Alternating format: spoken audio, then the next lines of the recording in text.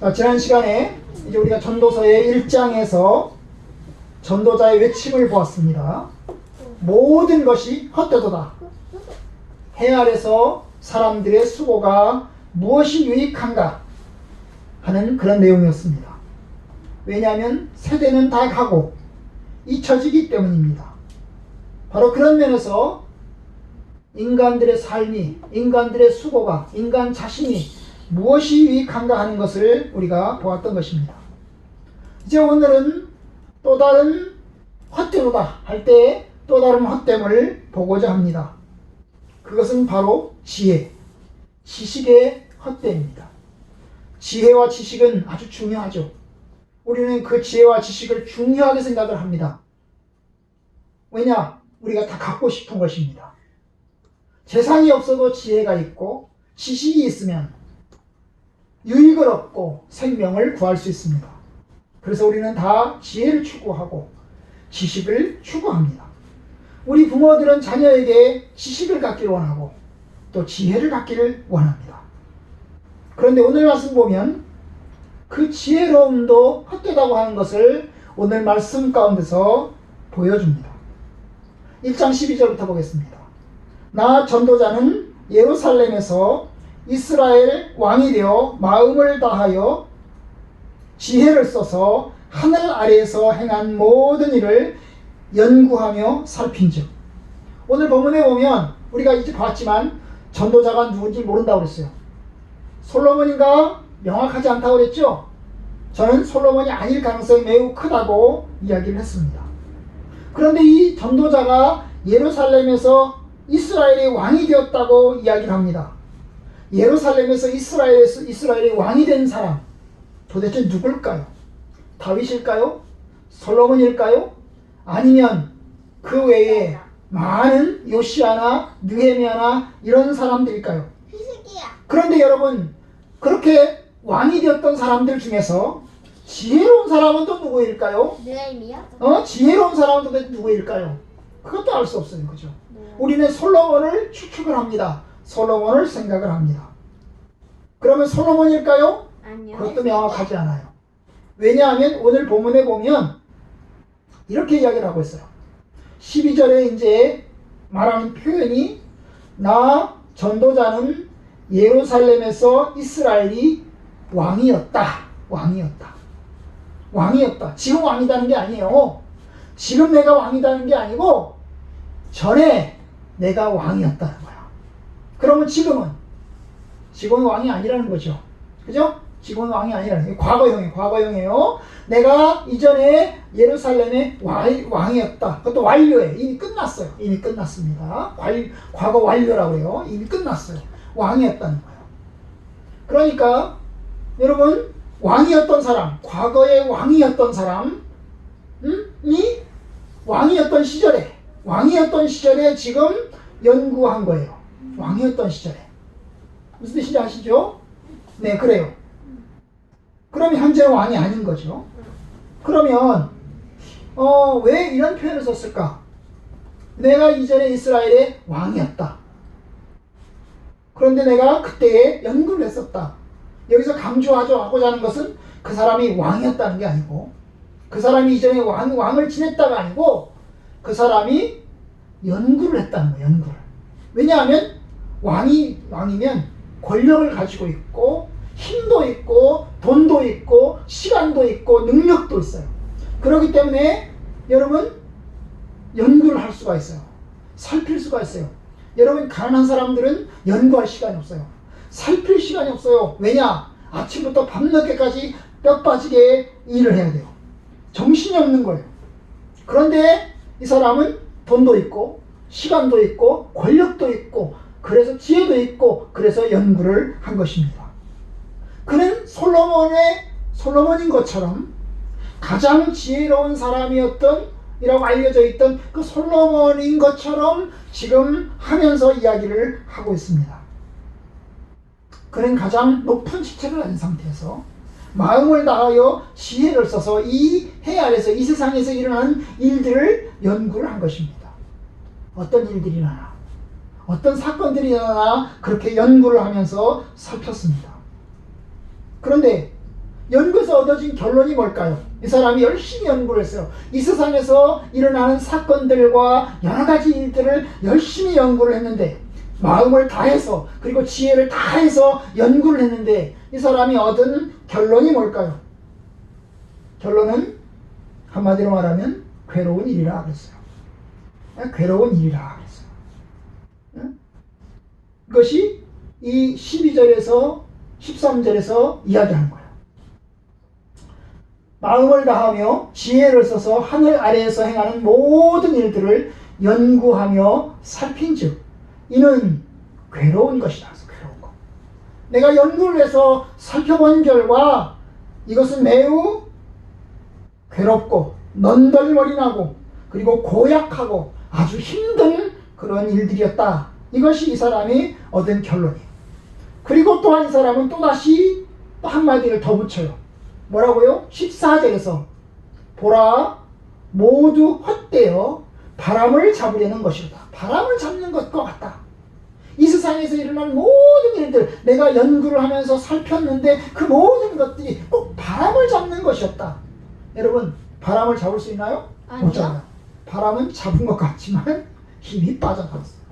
그래서 헛된 거예요. 헛된 거예요. 아무런 유익이 없는 것이라고 이야기를 합니다. 세상에서 일어나는 일들도 수고로운 것인데 그 수고로운 일들을 살펴서 얻은 결론도 역시 바람을 잡는 것과 같이 별 유익한 것이 못했다. 이러면서 이제 이 사람은 바로 지혜라고 하는 것이, 이 세상에서 사는 그 지혜라고 하는 것이 본질적으로 여러 가지로 헛되다라고 하는 것을 두 가지로 이야기합니다. 그 두 가지, 이 사람이 지혜가 헛되다라고 하는 것을 이야기하는 두 가지는 무엇이냐면 그 첫 번째 15절에 있습니다. 15절은 무엇일까요? 구부러진 것도 곧게 할 수 없고 모자란 것도 셀 수 없도다.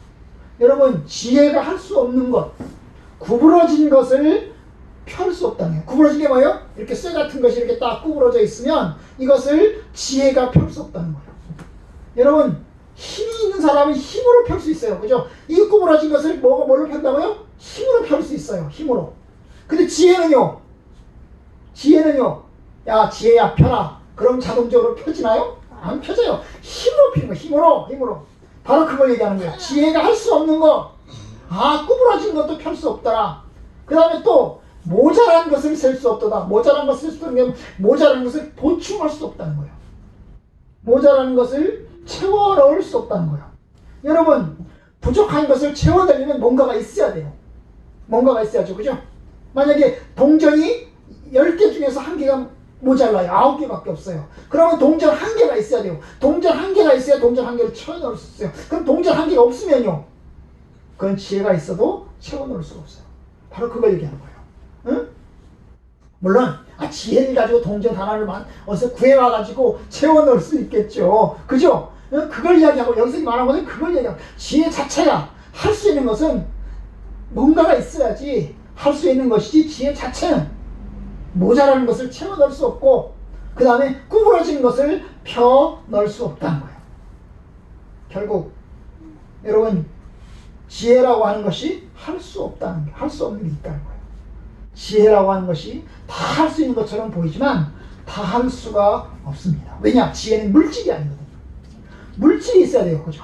구부러진 것을 펴는데도 물질이 있어야 되고, 그 다음에 모자라는 것을 보충하여 넣는데도 물질이 있어야 되는데, 그 물질이 아니기 때문에, 지혜 자체가 물질이 아니기 때문에 그걸로는 어찌할 수가 없는 것입니다. 여러분, 여기서 이제 하나님께서 사람들에게 주신 그 수고가 뭘까요? 수고로움이 뭘까요? 헛됨이라는 게 뭘까요? 제가 지난 시간에 그 헛됨을 일컬었을 때 누구랑 비슷하다고 그랬죠? 아벨이라고 하는 이름과 비슷하다고 그랬죠. 아벨, 가인과 아벨. 여러분, 가인은 무슨 뜻이에요? 얻었다, 그런 뜻이에요. 얻었다. 아담과 하와가 타락하고 난 다음에 자식을 낳는데, 아들을 낳는데, 그걸 뭐라고 그랬어요? 가인이라고 이름을 졌어요. 가인이라는 말은 선물이라는 뜻이에요. 선물, 얻었다는 거예요. 하나님이 주신 선물, 하나님께 얻었다는 뜻이에요. 아마도 그들은 가인을 낳으면서 하나님이 주신 은혜를, 하나님이 우리에게 선물을 주셨구나, 그거를 생각해서 가인이라고 이름을 지었을 거예요. 그런데 그 다음에 낳은 아들 이름은 뭐라고요? 아벨입니다. 아벨은 무슨 뜻이라고요? 헛되다. 헛되다. 더덥다. 헛되다는 거예요. 아마 두 번째 아벨을 낳으면서는, 두 번째 가인을 낳으면서는 하나님의 선물 얻은 것을 생각했지만, 두 번째 또 낳으면서는 인생이라는 것이 이렇게 낳고 낳다가 끝나는 건가? 라고 생각했을 수 있어요. 그래서 헛됨이라고 이름을 지었습니다. 인간의 타락한 다음에, 인간이 에덴 동산에서 쫓겨난 다음에 하나님이 인생들에게 주신 것은 뭐예요? 수고로움입니다. 수고로움을 하나님이 주셨어요. 남자는 노동을 해야 되고, 여자는 임신하는 고통을 가지고 또 남편의 다스림을 받아야 되는 거예요.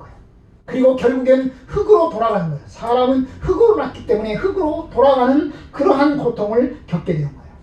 여러분, 그런데 그것은 인간의 지혜로는 어찌할 수가 없어요. 그렇죠?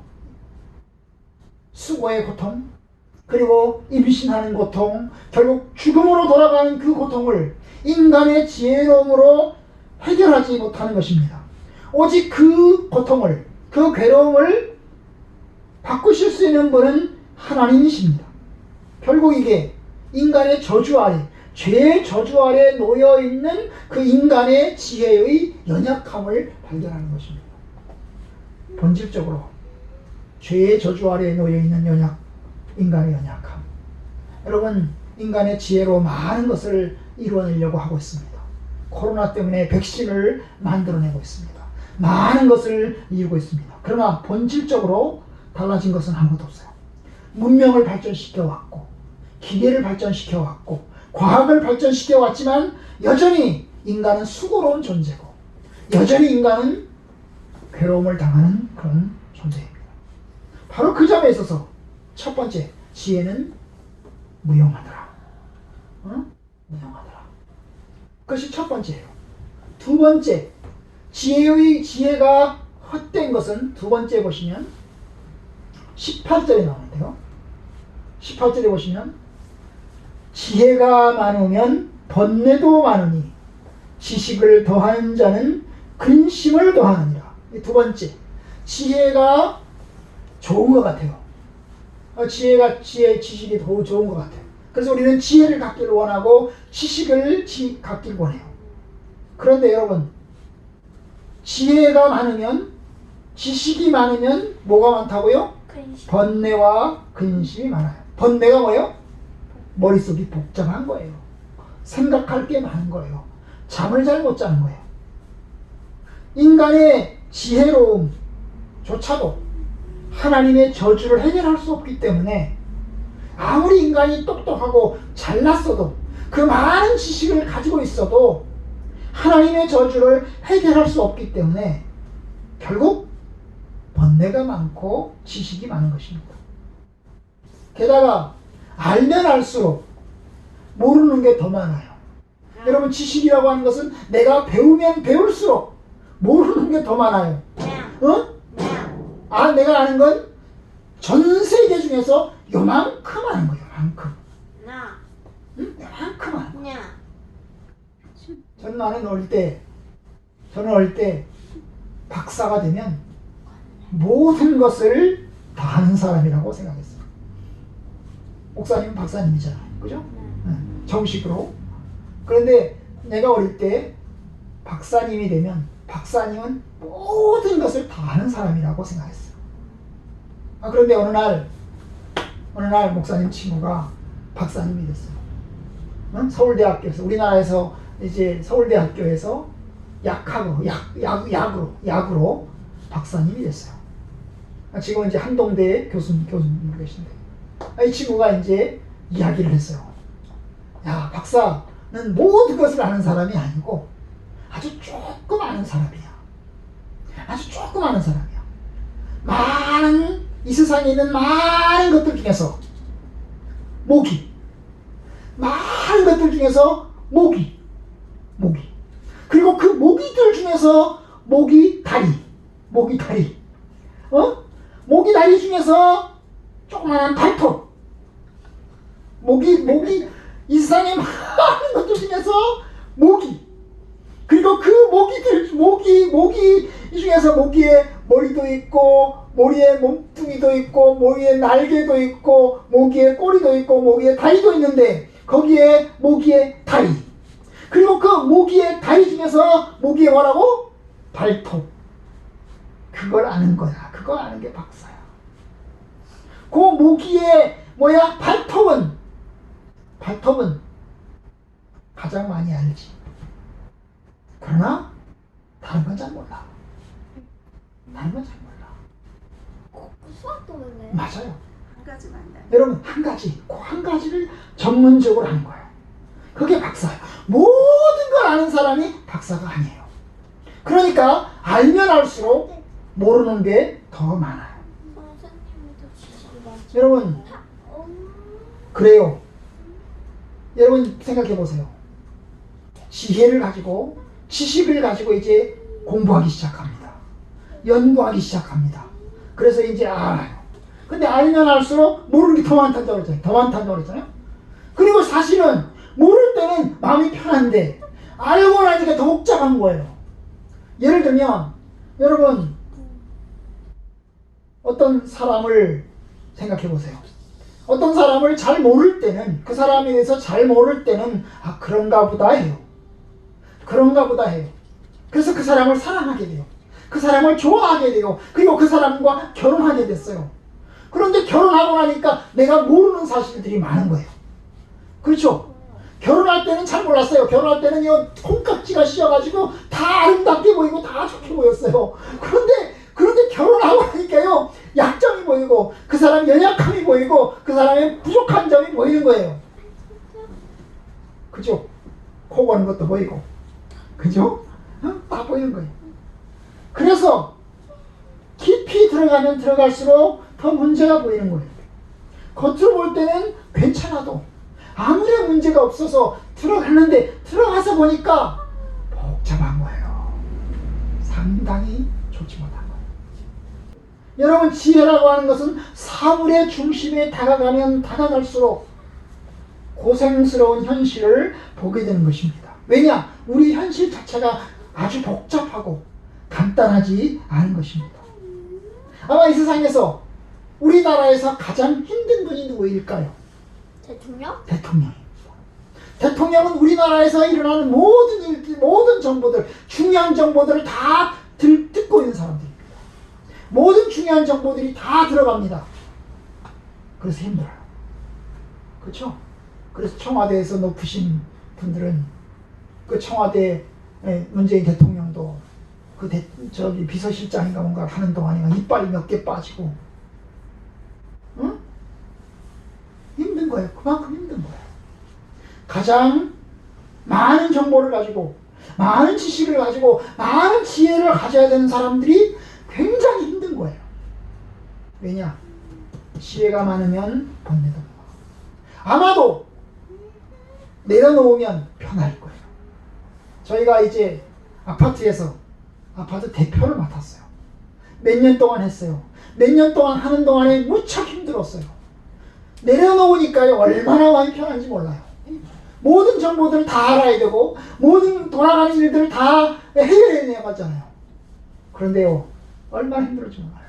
그 작은 거 하나 했는데. 그러니까 여러분, 바로 우리가 알지 못하는 많은 부분들을 지혜와 지식은 다 알아야 되고, 그렇게 되면 고려해야 될 것이 많고, 생각해야 될 것이 많고, 처리해야 될 것이 많아지기 때문에 힘든 거예요. 바로 그거 얘기하는 거예요. 지혜가 많으면 번뇌도 많으니 지식을 더하는 자는 근심을 더하느니라. 그러면 아이고, 무식한 게 좋은 거네. 알 필요가 없네. 그럼 무식하게 있어야지. 지혜 갖지 말고 지식도 갖지 말지 뭐. 그냥 무식하게 살지 뭐. 그럼 무식하게 살아. 그걸 권장하는 건가요? 아니에요. 그걸 권장하는 건 아니에요. 무식이 좋다. 지혜가 없는 것이 더 좋은 거다. 그러니까 지혜가 없이 그냥 살아라. 어리석게 살아라. 그걸 권장하는 것이 아닙니다.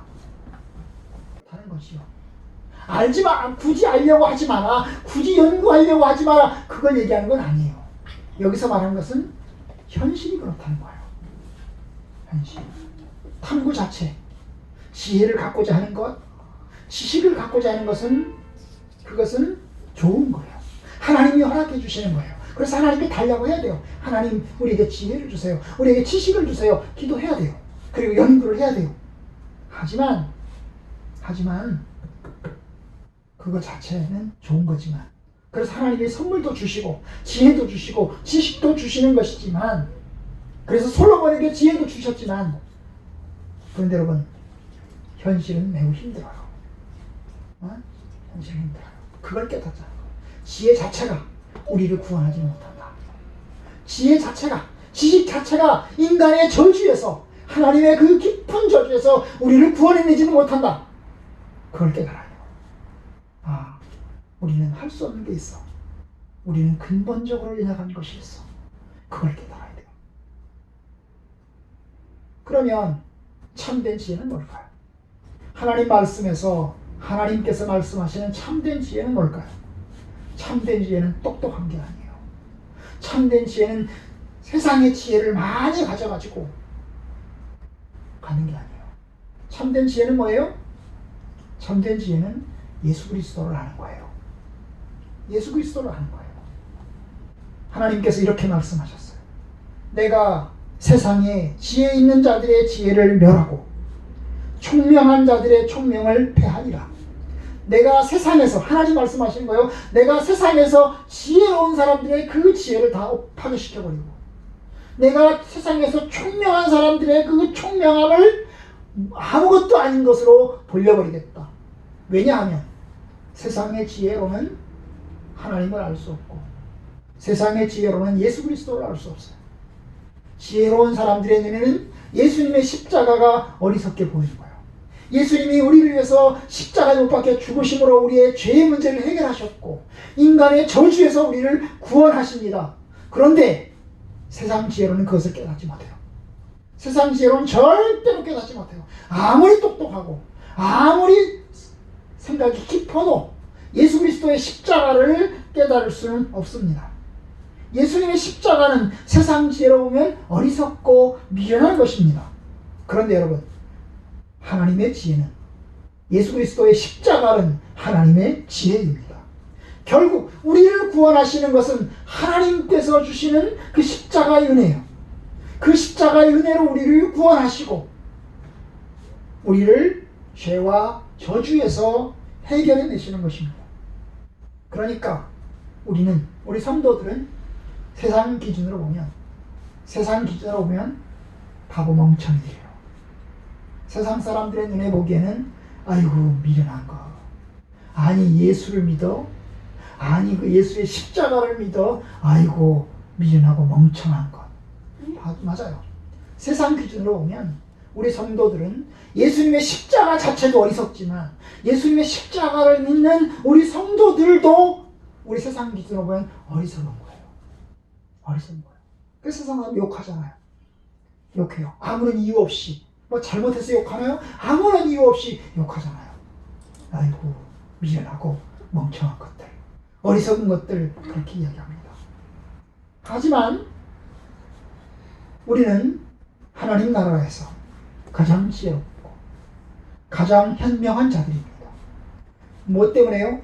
우리는 예수 그리스도를 알고, 그리고 또한 예수님의 십자가를 알고 우리를 구원하시는 하나님의 구원을 알기 때문에 우리는 지혜로운 사람입니다. 참으로 예수 그리스도께서 세상에서 하나님의 지혜로움이 되신 것처럼 우리 성도들도 그리스도 안에서 참된 지혜를 가졌습니다. 하나님의 지혜를 가졌습니다. 그래서 사도 바울은 내가 그리스도와 그리스도의 십자가에 못 박힌 것 외에는 내가 아무것도 자랑하지 않겠다. 나는 오직 예수님과 예수님의 십자가에 못 박혀 죽으신 것을 내가 자랑하겠다. 그리고 내가 이 세상에서 가지고 있는 그 모든 지혜로움과 모든 똑똑한 것과 모든 것들은 다 뭐같이 똥처럼 배설물처럼 아무것도 아닌 것으로 여기겠다라고 사도 바울이 고백했습니다. 여러분, 그래요. 우리는 지혜로운 사람들이에요. 하나님 안에서 하나님의 지혜를 가졌어요. 우리가 해결할 수 있는 우리의 지혜가 아니고 우리의 똑똑함이 아니고 우리의 지식이 아니고 하나님의 지혜, 하나님의 지식을 우리가 가진 것입니다. 우리를 위해서 십자가를 박혀 죽으신 예수 그리스도를 아는 것으로. 그런 여러분들, 예수 그리스도 안에서 여러분들은, 저와 여러분들은 하나님의 지혜를 가져서 그 하나님의 지혜를 가지고 삽니다. 하나님의 말씀에 입각해서 하나님의 능력으로 삽니다. 여러분들이 그 믿음으로, 그 신앙으로 사십시오. 세상의 지혜는, 이 전도자가 발견한 세상의 지혜로는 바람을 잡으려는 것 같고, 뭐예요? 괴로운 것이 괴로운 것. 왜냐? 인간의 죄 때문에 결국 괴로운 것이요. 그래서 지혜로는 할 수 없는 것이 많고, 지혜 자체로는 무능력하고, 그리고 또한 지혜를 가지면, 세상의 지혜를 가지면 그것이 근심과 걱정을 불러옵니다. 오늘 이제 첫 번째 실험, 전도자의 첫 번째 실험, 지혜로움의 실험을 보았습니다. 우리가 다음번에는 전도자가 갖는 또 다른 실험들을 하나하나 실험해보는 거야. 지혜를 가지고 실험해보고, 돈을 가지고 실험해보고, 그래서 실험해보는 것을 통해서 우리가 하나님의 참된 지혜와 지식을 가질 수 있기를 주님의 이름으로 축원합니다.